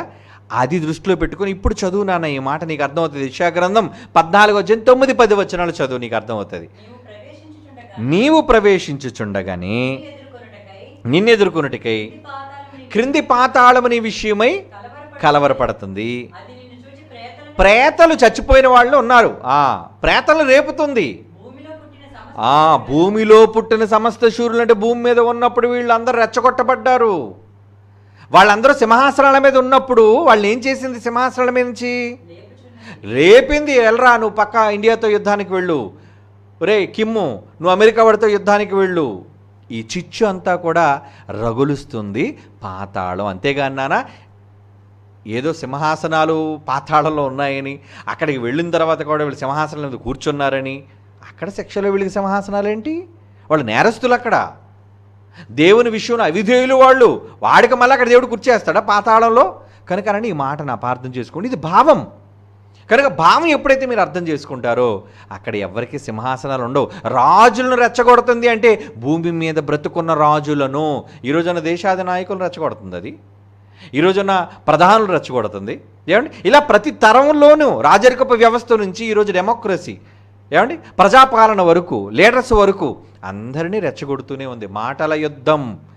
మొదటి ప్రపంచ యుద్ధం కానివ్వండి, రెండో ప్రపంచ యుద్ధం కానీ, ఈ రెండు ప్రపంచ యుద్ధాలు జరగడానికి ప్రధాన కారణం ముందు ఏం జరిగిందో తెలుసా? కోల్డ్ వార్ అని పేరు పెట్టారు దాన్ని. కోల్డ్ వార్ అన్నారు దాన్ని. అంటే హిస్టరీ చదివితే మీకు అర్థం అవుతుంది. కోల్డ్ వార్ అంటే ఏంటనుకున్నారు? మాటల యుద్ధం. అంటే పత్రికల ద్వారా ఆ దేశం వాళ్ళు ఇతర దేశం కోసం ఇచ్చింది. ఒకప్పుడు రష్యాకి అమెరికాకి పడి ఉండేది కాదండి, బద్ధశత్రువులు వాళ్ళు. యుఎస్ఎస్ఆర్ అని ఉండేది, ఇది యుఎస్ఏ. వీళ్ళిద్దరూ కూడా ఆగర్భ శత్రువుల్లో ఉండేవాళ్ళు కొన్ని సంవత్సరాల పాటు. ఏనా? ఇప్పుడైతే అమెరికా అగ్రరాజ్యం అయిపోయింది, యుఎస్ఏ కొంచెం యుఎస్ఎస్ఆర్ ఈరోజు వీక్ అయిపోయింది. ఎందుకంటే పగిలిపోయింది, మొక్కలైపోయింది. ఏమంటారు దాన్ని, ఆ కార్ల్ మార్క్స్ సిద్ధాంతాలన్నీ కూడా అక్కడ చెరిగిపోయి చాలా మట్టుకు. కనుక ఇలా ఒకప్పుడు రష్యాకి భారతదేశానికి, అలాగే రష్యాకి చైనాకి, రష్యాకి అమెరికాకి, ఇలా చాలా సందర్భాల్లో ఇరుగు పొరుగు దేశాలు వాళ్ళ నాయకుల్ని రెచ్చగొట్టి యుద్ధ వాతావరణాన్ని కల్పించటం వల్ల దాని కోరిక తీరుతుంది. అపరిమితముగా నోరు తెరిచి అందులో అందరినీ మింగాలి, దేవునికి అవిధేయులుగా చేయాలి అనే ఆ పరిస్థితి రావడం కోసం ఏ యుద్ధానికైనా ముందు ఏం జరుగుతుంది అనుకున్నారు? కోల్డ్ వార్, మాటల యుద్ధం. అంటే ఒక పాకిస్తాన్ ప్రధాని ఏమైనా ఒక స్టేట్మెంట్ ఇచ్చాడు అనుకోండి, అది విన్న తర్వాత మన ప్రధాని కూడా ఒక స్టేట్మెంట్ ఇస్తాడు. ఇలా ఒకరికొకరు ముందు మాటల ద్వారా స్టేట్మెంట్లు ఇచ్చుకొని ఆ స్టేట్మెంట్లు కాస్త ఏమవుద్దంటే యుద్ధానికి దారితీస్తాయి. ఒక నిజంగా యుద్ధానికి దారితీసాయి అనుకోండి, ఇక ఇరు దేశాల్లో కూడా చాలామంది జవాన్లు లేదంటే సైనికులు చనిపోవాలి. దానివల్ల ఎంత తీవ్రమైన నష్టం ఇరు దేశాలకి. యుద్ధం జరగడం వల్ల దేశం చాలా నష్టపోతుంది. ఎందుకంటే చాలా కోట్ల రూపాయల బడ్జెట్ అది. కాబట్టి కోలుకోదు, దేశం నష్టపోతుంది. కాబట్టి ఇవన్నీ జరగటం పాతాళానికి ఇష్టం. ఆ ఉద్దేశంతో ఇక్కడ వాళ్ళందరినీ రేపుతుంది అన్నది బతుకున్న భూమి మీద నాయకుల్ని రేపుతుంది అన్న భావనే కానీ చనిపోయిన తర్వాత వీళ్ళందరికీ అక్కడ సింహాసనాలు వేయబడ్డాయి, అక్కడ కూర్చున్న వాళ్ళని సింహాసనం నుంచి లేపుతుంది అన్నది మాత్రం కాదు నాన్న. ఓకే, చాలా జాగ్రత్తగా అర్థం చేసుకోండి. ఓకే, గాడ్ బ్లెస్ యూ నాన్న, గాడ్ బ్లెస్ యూ ప్రభుదాస్. తర్వాత ప్రశ్న ఏనా? తర్వాత ప్రశ్న వేయండి. ఏమండి అడుగుతున్నది పద్మ, 55 సంవత్సరాలు, ఆరిలోవా, విశాఖపట్నం. లూకాసువార్త 10వ అధ్యాయం 40-42లో మార్త విస్తారమైన పని పెట్టుకున్నట్టు చేత తొందరపడి ఆయన యొద్దకు వచ్చి, ప్రభువా, నేను ఒంటరిగా పని చేయటం నా సహోదరుడు నన్ను విడిచిపెట్టినందున నీకు చింత లేదా? నాకు సహాయం చేయమని ఆమెతో చెప్పమను. అందుకు ప్రభువు, మార్తా మార్తా, నీవు అనేకమైన పనులను గూర్చి విచారం కలిగి తొందరపడుచున్నావు, కానీ అవసరమైనది ఒకటే, మరియు ఉత్తమమైన దాన్ని ఏర్పరచుకును, అది ఆమె యొద్ద నుండి తీసివేయబడదని ఆమెతో చెప్పాను. ప్రశ్న ఏంటంటే, మరియు ఉత్తమమైన దానిని ఎంచుకున్నది అని అన్నాడు. కానీ కొన్ని సందర్భాల్లో వంట చేయవారు లేకుండా సువార్త పని కష్టమవుతుంది. మరియ వలె మేము కూడా ఉత్తమమైన దానిని ఎన్నుకోవటం ఎలా? వంట పనిని మానివేస్తే మిగిలిన వారికి ఆహారం ఉండదు కదా. అర్థమయ్యే విధముగా వివరించగలరు. ఏమైనా తప్పుగా అడిగి ఉంటే దయతో మన్నించగలరు. ఏమండి, ఇక్కడ కూడా పాపం చాలామంది స్త్రీలు పాపం ఇక్కడ పనిచేస్తున్న పిల్లలందరి కోసం వంటలు చేస్తున్నారండి. ఏమండి, మరి బహుశా ఆవిడే అనుకుంటున్నాను ఈ పద్మ, 55 సంవత్సరాలు పెద్ద ఆమె. కనుక యేసుప్రభు వారు అన్న మాట ఒకసారి చూద్దాం. లూకాసువార్త 10వ అధ్యాయం 40-42 వచనాలు చూద్దాం. ఏమంటున్నారు అక్కడ? అంటే యేసుప్రభు మాటల దగ్గర కూర్చొని ఆయన మాటలు వినడమే గొప్ప పని, వంట చేయడం తక్కువ పని, మార్తా ఎందుకు ఇలా పని చేసావు అన్నది ఆవిడ ఉద్దేశం. ఏనా? చదువుదాం ఒకసారి. లూకాసువార్త 10వ అధ్యాయం 40వ వచనం నుంచి. మార్త విస్తారమైన పని పెట్టుకుని వంటగదిలో ఉంది పాపం ఆవిడ. ఎందుకంటే యేసుప్రభు వారి ఇంటికి వచ్చారు, మన ఆకలి తీర్చాలి, అతిథిగా వచ్చారు, ఆయన మంచి చెడ్డలు చూడాలి. తొందరపడి ఆయన ఎదుకు వచ్చి, ప్రభువా, నేను ఒంటరిగా పని చేయుచున్నాను, నా సహోదరుడు నన్ను విడిచిపెట్టేసింది, నాకెక్కడ వంటగదిలో సాయం చేయకుండా మాటి మాటికి నీ పాదాల దగ్గర కూర్చొని అక్కడే నీవు చెప్పే మాటలన్నీ వింటుంది ఆమె. నాకు సహాయం చేయమని ఆమెతో చెప్పమను. అయితే ప్రభువు ఇక్కడ అంటున్న మాట ఏంటంటే, మార్తా మార్తా, అమ్మా నువ్వు అనేకమైన పనులను గూర్చి విచారము కలిగి తొందరపడుచున్నావు, కానీ అవసరమైనది ఒక్కటే. ఏంటది? మరియు ఉత్తమమైన దాన్ని ఏర్పరచుకొనును. అంటే ఇక్కడ వంటలు చేసి వ్యక్తిగతంగా నన్ను సంతృప్తిపరచటం కంటే వాక్యానికి ప్రాధాన్యతని ఇవ్వటమే ముఖ్యమైనది, ఉత్తమమైనది. అంటే ఎప్పుడైనా వాక్యం వినబడుతుంది అన్నప్పుడు వంటగది దగ్గర ఎవరో ఉండకూడదు. ఉత్తమమైనది అదే కదా మరి, ఏమ్మా? అంటే వాక్యం వినబడే సమయానికల్లా మీరు ఏం చేయాలి? ముందుగా ఉత్తమమైనది మరియవలే ఎంచుకోవాలి. అంటే మీరు ముందుగా లేచి, ఉదాహరణకి ఆదివారమే అనుకోండి, ఏమండి, మరి ఆదివారం అందరికీ వంట చేయాలి. అందులో ఆ రోజు నాన్ వెజిటేరియన్ ఏవో స్పెషల్స్ ఏవో ఉంటాయి అందరికీ. మరి అలాంటప్పుడు ఎక్కువ టైం పడుతుంది. కనుక మీరు నిదానంగా 8 గంటలకు ఎప్పుడో లేచి 9 గంటలకు వంటగదిలో ప్రవేశించారనుకోండి, 10:30కి ప్రసంగం ప్రారంభం అయిపోతుంది. వాక్యం మిస్ అయిపోతారు, ఉత్తమమైన దాన్ని మీరు మిస్ అవుతారు. కాబట్టి మీ తండ్రి చెప్పే, లేదంటే వాక్యం చెప్పే అమూల్యమైన సందేశాలు మీరు వినాలి అంటే దీన్ని మీరు ముఖ్యంగా మీరు భావించాలి. కాబట్టి అంటే మీరు వాక్యం వినడం కోసం ముందుగా మీ పనులన్నిటినీ కూడా చక్క పెట్టుకోవాలి. అంతేగాని వాక్యం వినబడుతున్నప్పుడు ఎవరు పనులు చెయ్యకూడదు. ఇది దేవుడు పనే కదండి, కాదు. వంటగదిలో మేము ఉన్నామండి, అప్పుడప్పుడు నేను కొన్ని సందర్భాల్లో వెళ్ళి, ఏమర్రా మీరు లైవ్ చూసారా అని అడిగారు అనుకోండి, లేదండి లైవ్ చూడలేదు. ఎందుకు లైవ్ చూడలేదు? పనిలో ఉన్నాం. పనిలో ఎందుకున్నారు? ఇది కూడా దేవుడి పనే కదండి. నో. ఇప్పుడు యేసుప్రభు అన్నమాట 100% రైట్ అది. ఎందుకంటే మరియ కేవలం శరీర సంబంధమైన ఆహారం నాకు ఇచ్చే శరీరాన్ని తృప్తిపరచాలనుకుంటుందేమో, కానీ మీకు న్యాయం జరిగేది, మీకు మేలు కలిగేది ఏమంటున్నాడు చూడండి అక్కడ యేసుప్రభు మాట. మరలా చదువుదాం, ఓన్లీ యేసుప్రభు మాట. మరియ ఉత్తమమైన, అవసరమైనది ఒక్కటే అంటున్నాడు చూడండి. వీటన్నిటిలో నువ్వు 100 బూర్లు ఉండొచ్చు, 100 గారెలు ఉండొచ్చు, 100 రకాల వెరైటీలు ఉండొచ్చు, ఏదైనా ఉండి అలిసిపోవచ్చు, కానీ వీటన్నిటిలో అవసరమైనది ఏంటి? మనం తింటామండి, తిని తర్వాత పోమా, చచ్చిపోతాం. పుట్టినప్పటి నుంచి తినడం ఆరంభమైంది మనకి, అవునా? చచ్చినంత వరకు తింటాం, కానీ అవేవి మేము పరలోకానికి తీసుకువెళ్ళం. ఉత్తమమైనది, మీ ఆత్మను పరలోకానికి నడిపించేది ఏది అంటున్నాడు ఇక్కడ? ఉత్తమమైనది, అవసరమైనది ఒక్కటే, మరియు ఉత్తమమైన దానిని ఏర్పరచుకొనును, అది ఆమె యొద్ద నుండి తీసివేయబడదు అని ఆమెతో చెప్పాను. కనుక అమ్మ, ఎప్పుడు కూడా పనులతో దేవుని వాక్యాన్ని మీరు ఎప్పుడు కూడా కంపేర్ చేయకండి. పనే, వాక్యమే. ఎందుకంటే మీరు వండే ఆహారం శరీర సంబంధమైన ఆహారం, శరీరానికి బలం ఇచ్చేది. మరి వాక్యం మీ ఆత్మను బ్రతికించేది, ఆత్మను రక్షించేది, శక్తి కలిగిన వాక్యం. మరి దానికి మీరు ప్రాధాన్యత ఇస్తున్నారా? ఎంతమంది నిజంగా ఇప్పుడు చూడండి, ఎవరెవరైతే ఈరోజు లైవ్ చూస్తున్నారో వాళ్ళు చాలా ఉత్తమమైనది ఎంచుకున్నారు. మరి మిగతా వాళ్ళందరూ ఏమి ఎంచుకున్నారు? పనులు ఎంచుకున్నారు. బుధవారం కదండి మనకు ఖాళీ ఉంటుందా? ఏమండి, బుధవారం ఎందుకు ఖాళీ ఉండదు? ఇప్పుడు ఆల్రెడీ డ్యూటీస్ అయిపోయి ఉంటాయి, ఏమండి, పనులన్నీ అయిపోయి ఉంటాయి. ఈ పాటికి ఇంటికి చేరిపోవాలి అందరూ. మరి ఎందుకు చూడటం లేదు, ఎందుకు చేయటం లేదు, ఎందుకు వినడానికి మీరు ఇష్టం చూపించలేకపోతున్నారు అంటే, శనివారం ఉంది కదండి, చూడొచ్చు, సాటర్డే. దేవుని వాక్యం మీ తీరిక వేళలలో వినడానికి కాదు సుమా. దేవుని వాక్యము మీ తీరిక వేళలలో వినడానికి వినిపించబడేది కాదది. ఎప్పుడూ అవసరమైనది దేవుని వాక్యం. 3 పూట్ల తింటున్నారుగా, ఉదయం టిఫిన్ తినాలి, మధ్యాహ్నం భోజనం తినాలి, రాత్రి భోజనం తినాలి, మధ్యలో ఉంటే మళ్ళీ స్నాక్స్ లాంటివి, చిన్నవి అల్పాహారం లాంటిది స్వీకరించాలి. మీ శరీరానికే ఇంతగా అంతంతగా తినేస్తున్నారే. శరీరానికి ఎంత జాగ్రత్త తీసుకున్నప్పుడు ఆత్మ విషయంలో మీరు ఎంత శ్రద్ధ తీసుకోవాలి చెప్పండి. ఎక్కడ వాక్యం వినబడుతుందో అన్నిటినీ విడిచిపెట్టి వాక్యం దగ్గరికి వెళ్ళిపోవాలి. పనులు వెనకబడిపోతాయి అంటారా? ముందు చేసుకోండి పనులు. వాక్యం వినబడుతుంది అంటే స్టాప్, మొత్తం అంతా ఆగిపోవాలి. పనులు కాదు, పనులను ప్రక్కకు పెట్టి దేవుని మాటలు వినడానికి ఎప్పుడూ ముందుకు రావాలి.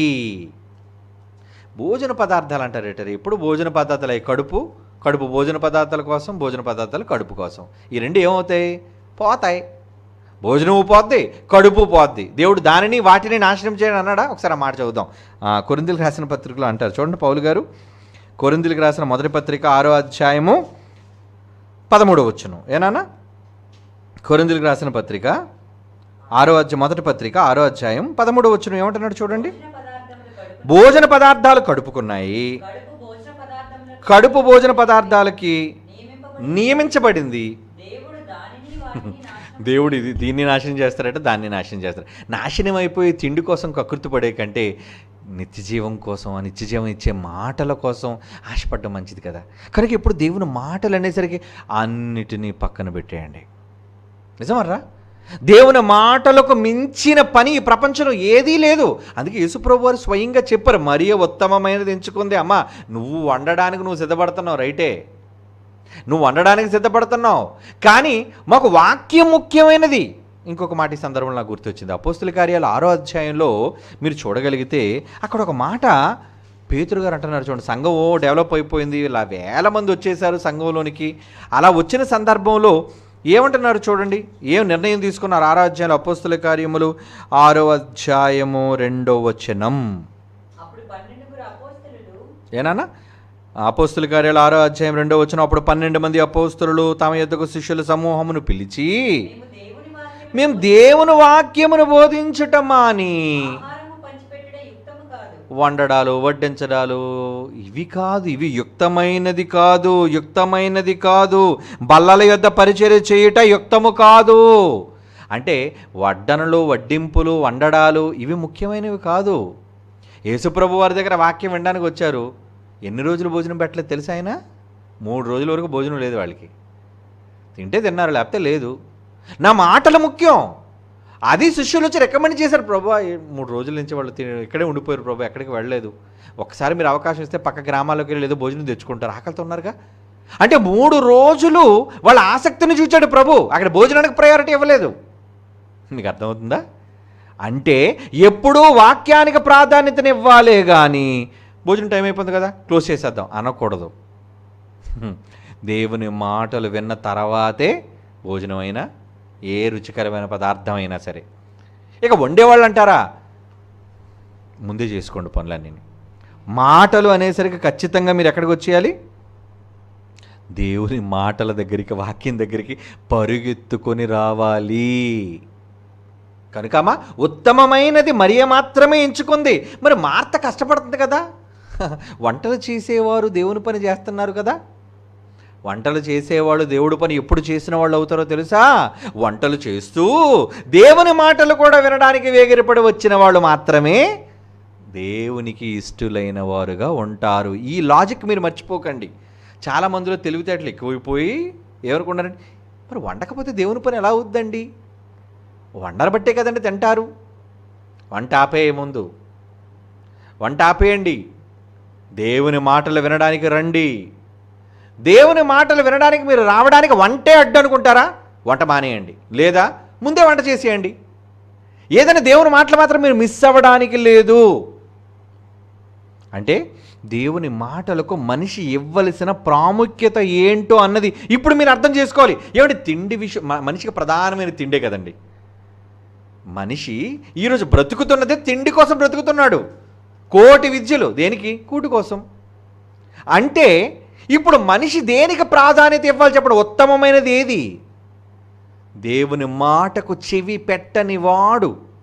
నేను ఇంకేదో పనిలో ఉన్నానండి, ఈ పని చేసిన డబ్బు కూడా నేను దేవునికే ఇస్తున్నాను కదండి, కనుక ఇప్పుడు నేను వినకపోయినా పర్వాలేదండి, ఇప్పుడు నేను మాటలు వినవలసిన అవసరం లేదండి, నేను సండే దేవుని వాక్యం వినలేనండి, శనివారం దేవుని వాక్యం వినలేనండి, ఎందుకంటే మరి కష్టపడాలి కదండి, మరి కష్టపడుతున్నాను కాబట్టి ఆ కష్టం నుంచి వచ్చిన డబ్బు మరలా దేవునికే ఇస్తున్నాను కదండి. ఇవేవి కాదండి. దేవుని మాటలకు మీరు తొలుత ప్రాధాన్యత ఇవ్వాలి. ఉత్తమమైనది ఒక్కటే. చదవడం వల్ల యేసుప్రభు మాట అవసరమైనది ఒక్కటే అంటున్నాడు. చూడండి, మీకు అవసరమైనది ఏంటి? నీవు అనేకమైన పనులు పెట్టుకున్నావమ్మా. ఎందుకమ్మా తొందర పెడుతున్నావు? ప్లేట్లు ఎత్తేస్తున్నావు, తపేలాలు ఎత్తేస్తున్నావు, వంటగదుల నుంచి శబ్దాలు వచ్చేస్తున్నాయి, ఇక్కడ మాకు పొగెక్కువైపోయింది. మరలా ఇక్కడ వాక్యం నేను చెప్తుంటే ఇందులో మరలా మధ్యలో డిస్టర్బెన్స్. ఏంటి ఆ డిస్టర్బెన్స్? ప్రభా ఏంటి నువ్వు మా సోదరిమణి నువ్వు పంపించట్లేదు మరియా, అక్కడే కూర్చుంది నీ పాదాల దగ్గర, కొంచెం పంపించి నాకు సాయం చేయమని చెప్పు. ఏమంటే వినడానికి చాలా చక్కగా ఉంది కదండి. ఏదో ఈవిడే పెద్ద ప్రేమ కలిగినట్లు, ఈవిడేదో పెద్ద కష్టపడిపోతున్నట్లు, అన్ని భారాలు ఈవిడి మీద ఉన్నట్లుగానే మనకు కనబడుతుంది. కానీ యేసుప్రభు డెసిషన్ చెప్పేశాడు. ఏం చెప్పేశాడు? చదవండి ఇప్పుడు ఆ మాట. నీవు నీ పనులను గూర్చి విచారము కలిగి తొందరపడుతున్నావమ్మా మార్తా, అవసరమైనది ఒక్కటే.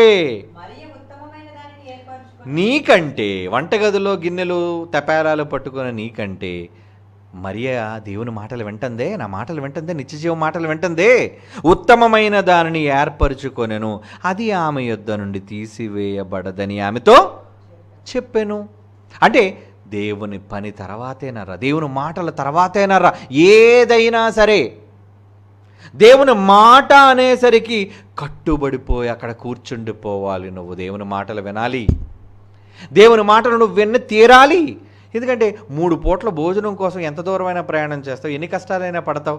ఏమంటే 60 సంవత్సరాలు బ్రతికి ఈ చిన్ని దిక్కుమాలిన జీవితం కోసం ఇన్ని రకాలైన ఆహార పదార్థాలు తినడానికి ఆశపడి ఈ శరీరం ఆత్మ కోసం ఆలోచించదేంటి? మీ ఆత్మ అంతరంగంలో ఆనందించాలి అంటే మరి దానికి భోజనం, ఈ మాటలేనారు దానికి భోజనం. మీ ఆత్మ రోజు రోజు దినదినం అభివృద్ధి పొందాలి అంటే, మీరు వెలిగింపబడాలి అంటే, మీరు పరలోక రాజ్యానికి అర్హత సంపాదించుకోవాలి అంటే, ఇదిగో ఈ ఉత్తమమైన మాటలు మీరు విని తీరాలి. వీటిని కాకుండా దేనికి మీరు ప్రాధాన్యతనిచ్చినా అనవసరమైన వాటిని పట్టించుకుంటున్నారనే లెక్క. అవసరమైనది ఒక్కదానిని విడిచిపెట్టారు అనేదే అర్థం. అది యేసుప్రభువు చెప్పిన మాటలలోని పరమార్థం తల్లి. ఓకేనా? కనుక తప్పనిసరిగా దేవుని మాటలకే ఎప్పుడూ ప్రాధాన్యత ఇవ్వాలి. గాడ్ బ్లెస్ యూ అమ్మ. మా కోసం చాలా కష్టపడుతున్నారు ఇక్కడ ఉన్న వాళ్ళు, ఆడవాళ్ళందరూ కూడా, మగపిల్లలు కూడా చాలా కష్టపడుతున్నారు. ఎందరో కష్టపడి పనులు చేస్తున్నారు. వాళ్ళందరికీ మీరు వండి వడ్డిస్తున్నారు. కానీ దేవుని మాటల తర్వాత ఏదైనా చేయండి. Okay, God bless you all. Time అయిపోయింది, ఇంకా చాలా ప్రశ్నలు మన మధ్య ఉండిపోయి. నెక్స్ట్ సాటర్డే తప్పనిసరిగా ఈ ప్రశ్నలన్నిటితో పాటు కొత్త ప్రశ్నలు కూడా మనం ఆలోచించి బైబిల్లో మరిన్ని విషయాలు తెలుసుకుందాం. అంతవరకు బైబిల్ చదువుతూ ఉండండి, దేవుని పనిలో ఉండండి. కళ్ళు మూసుకొని ప్రార్థన చేసుకుందాం. పరిశుద్ధుడైన తండ్రి, నాయన, నీ పిల్లలందరితో కలిసి నీ మాటలు వినుటకు, నీ సందేశాలను మేము జ్ఞాపకం చేసుకున్నటకు మాకు ఇచ్చిన అవకాశాన్ని బట్టి ధన్యవాదాలు. మా అడుగులు తడబడకుండా మీ సంకల్పానుసారముగా మీ పనిలో ఉండగలిగేవిగా మమ్మలను, మా కుటుంబాలను ఎల్లప్పుడూ నడిపించవలసిందిగా ప్రార్థిస్తూ, చేసిన మేలులు, ఉపకారాలు, భవిష్యత్తులో ఇంకొన్ని చేయనున్న ఎన్నో గొప్ప గొప్ప సహాయాలన్నిటి బట్టి మీకు ముందుగా ధన్యవాదాలు, కృతజ్ఞతాస్తుతులు చెల్లిస్తూ క్రీస్తు యేసు వారి అమూల్యమైన నామములు ఈ ప్రార్థన మీకు సమర్పించి వేడుకొనుచున్నాము తండ్రి. ఆమెన్.